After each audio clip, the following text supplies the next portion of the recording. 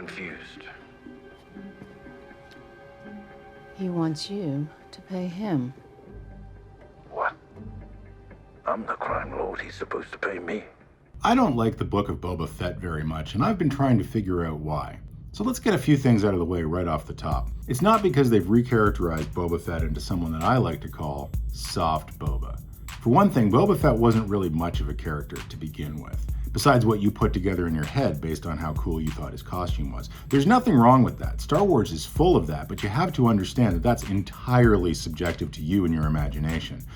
Me, for example, Boba Fett was always a highly comedic character. Return of the Jedi was my favorite movie when I was a kid, and in that movie, he turns his back on a blind space pirate, gets hit in the jetpack, and falls in a hole. Which was probably the funniest thing I'd ever seen at the age of 7. For me, there are 3 big things wrong with the Book of Boba Fett. One of them is entirely due to my own subjective biases and interests. The other 2 are not. Number 1, and this is the my own biases and interests one, this whole story falls within an area of the Star Wars universe that I've just never been that interested in. Bounty hunters, Crimson Dawn, the Star Wars underworld, it was never really my thing. I was never even really that into Han when I was growing up. Like, Luke was more my character. I was deeply, deeply into Luke. I didn't mind spending time with Han, I just didn't care how he earned his living. Problem number 2. More broadly, the Book of Boba Fett is the most unimaginative Star Wars project yet. It's basically, what if we took all the Jabba's Palace action figures and played with them? What if there's another Rancor? It's kind of like the kind of story that I would have made up when I was 8 if I was doing that. And it's about as shitty as that story would have been, no offense to my 8-year-old self. Because as much as kids are capable of spectacular leaps of logic and non sequitur imagination, they pretty much always have to occupy the rules and premises that they have already been introduced to. So in my kid analogy, Squidhead might be able to fly, but he's still Squidhead. And that brings us to problem number 3. Even problem number 2 doesn't become a big problem until you hit problem number 3, which is this show is slow as hell. When I was growing up, there was a TV special about the making of the Star Wars trilogy, and Mark Hamill said this about George Lucas's storytelling style. In the Star Wars world, we have our own way of telling a story, very rapidly. That clip from the barge battle demonstrates what Hamill is talking about better than any words ever could. It's also, of course, the scene where this happens to Boba Fett. Fell in a hole. There's a pace and a rhythm to Star Wars storytelling that was established in 1977. George Lucas and his partner at the time, Marshall Lucas, didn't just cut action sequences very rapidly. Any action movie can do that. They also cut the entire movie very economically. There's a whole Rogue One movie now if you want to know the details of how we got to the point where an extremely pissed off Darth Vader is chasing Princess Leia across the skies above Tatooine to recover Death Star plans that her rebels have just stolen. But being is that literally none of that information matters to the story the Lucases are telling here, they don't tell it here. I want to know what happened to the plans. I don't know what you're talking about. That economy of expression happens throughout the trilogy. Things either happen off-screen, like Luke's training as a Jedi, or are told very rapidly, like Luke's entire confrontation with Darth Vader, which occupies a total of 5 minutes of screen time in The Empire Strikes Back. There's a lot of narrative in the Star Wars trilogy, told in feature films whose lengthiest entry is still a mere, by today's standards, 2 hours and 15 minutes long. That is not the narrative approach in the Book of Boba Fett. Like a bantha. Yes? I knew we were in trouble in Chapter 2. For those who don't know, the first 4 episodes of the Book of Boba Fett have dual narratives. There's what's going on in the present day, and extended back-to-induced flashbacks to the time in between this and this.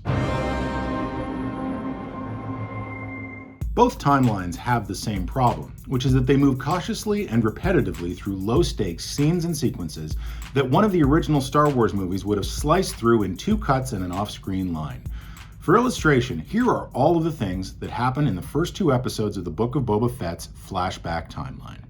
Boba Fett wakes up in the belly of a sarlacc, blasts his way out, passes out on the sand, gets his clothes stolen by Jawas, gets taken prisoner by the Tusken Raiders, tries to escape a few times, fails a few times, fights a who-the-fuck-knows-what from under the sands and earns the Tuskens' respect, hatches a scheme to defend his new tribe from a passing train that shoots at them sometimes, goes and gets the shit they need to pull off the train job, teaches the Tuskens how to ride a speeder bike, Like a bantha. pulls off the attack, gets accepted in the tribe, has a vision of a tree that turns out to be real, comes back with a piece of wood, gets shown how to turn his wood into a gaffy stick, and gets dressed in the ornamental robes of the Tuskens.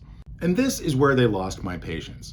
I already knew that Boba Fett got out of the Sarlacc. I already knew that he'd been rehabilitated by the Tuskens. I needed Timothy Oliphant to tell me that the Jawas got the armor. Where did you get the armor? Bought off some Jawas. But otherwise, everything else that we're told in the first 2 episodes of the Book of Boba Fett was fully communicated in a single shot from The Mandalorian. You can see the gaffy stick right there. Sure, there's detail and nuance that would have been lost. You'd never see Boba's relationship with the Tusken child. And if you've ever been curious about Tusken hallucinogens or what it takes to make a gaffy stick, you'd be completely out of luck. But then again, this happens, which suggests at best that the relationship with the Tuskens was not that important narratively.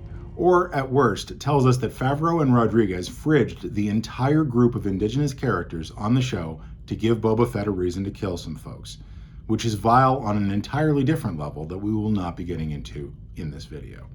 Fridging is a comic book term. The Book of Boba Fett makes me think of another one, which is decompression. Decompression became popular in the 90s and early 2000s. Slower moving plots were introduced that emphasized character and imagery, but sacrificed the impetus to tell a complete story in a single issue.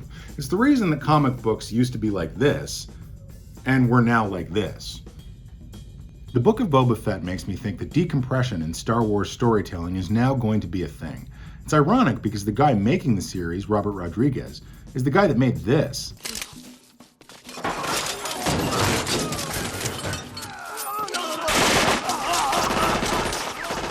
And is now the guy making this. Like a bantha.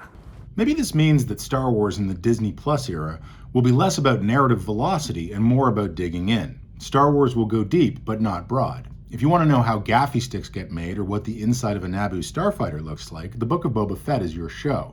If you want storytelling that starts at one place and takes you someplace completely different and new, rewatch The Last Jedi. Velocity, by the way, doesn't mean speed. People get that wrong all the time.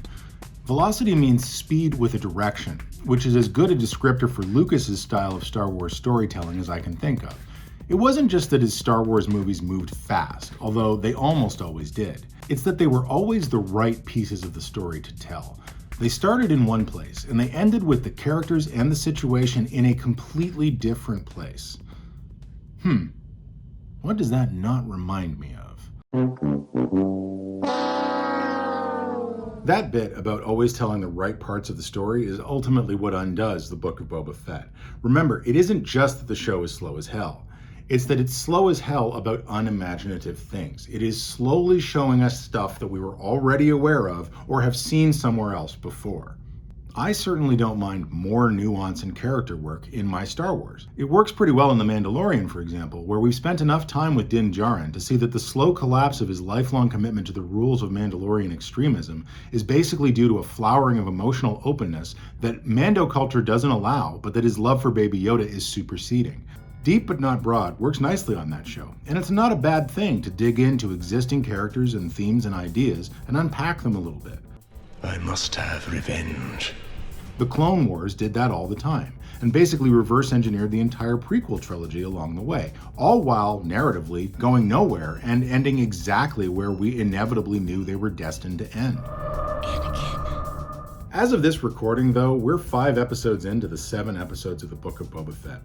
And having arrived at the end of episode 4, at the point where the story, which is, I think, the war with the Pikes, can finally get started, episode 5 was an entirely unrelated adventure featuring the Mandalorian that brought us to the exact same moment as the moment at the end of the previous episode, where they're all ready to fight the Pikes. This show's obsession with digressing away from any kind of forward narrative movement would be impressive if it wasn't also so aggravating. You guys ever read Tristram Shandy or see that movie? When I said this was a cock and bull story, it was my cock I was talking about. Same deal. Like Tristram Shandy, it's starting to feel like digressing away from the story is the point, which means it's also starting to feel like there is no story and there is no point. Thanks very much for watching.